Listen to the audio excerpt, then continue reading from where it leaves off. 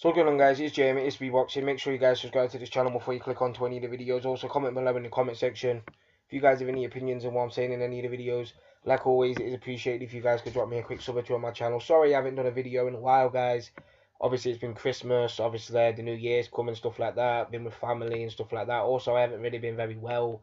I've had a really bad chest infection, but I'm back now to do some videos and talk about the fights coming up in 2018. And I'm going to start off with a fight that's been made for March the 10th. I think that's when it's going to be slotted in. And that's a fight between WBO Featherweight champion Oscar Valdez and British Featherweight Scott Quigg and former WBA regular Super Bantamweight champion. I think this is a very good fight, Scott Quigg and Oscar Valdez. Scott Quigg, like, you know what you're getting with Scott Quigg. He's a fighter who likes to stay in front of his opponent. He's got a good jab, Scott Quigg, a very fast jab. He throws decent combinations, Scott Quigg, and stuff like that. He throws shots to the body very well. He's good at cutting off the ring. Like, Scott Quigg, in terms of being on the front foot, is a good fighter. In terms of defense, you know what I mean, he is a bit leaky, Scott Quigg. He can be caught. Like in his last couple of fights, he's been caught by lesser opponents, and ever since he's hooked up with Freddie Roach, he seems to be more aggressive. Like, he was an aggressive fighter anyway, Scott Quigg. Like, he likes to come forward and really put it on his opponents. But ever since he's hooked up with Freddie Roach, he seemed to be doing it more.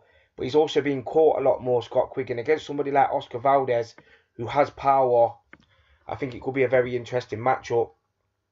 And Oscar Valdez, he's a fighter who's very good to the body and stuff like that. He's got a very good pedigree. Oscar Valdez, he's all about pressure, typical Mexican kind of style. He can be dragged into a fight. He's all about power.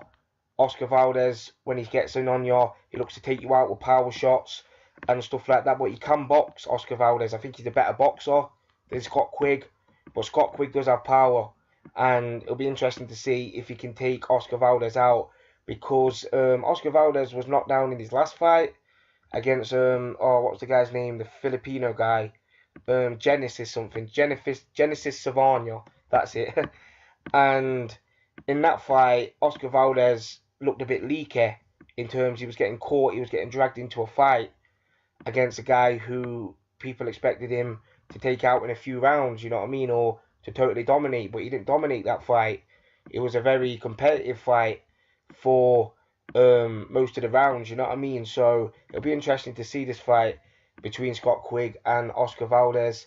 If I had to pick a winner now, I'd slightly lean towards Oscar Valdez to take it on points by a slight margin because he's the home fighter, and I feel like if it's in America and it goes to the cards, Oscar Valdez will get the decision. But I see it being a very competitive fight, and it wouldn't shock me in the slightest if Scott Quigg managed to get the victory, because Scott Quigg is a very underrated fighter in my opinion in the UK. His last few fights ever since he's moved up to featherweight haven't really been the best.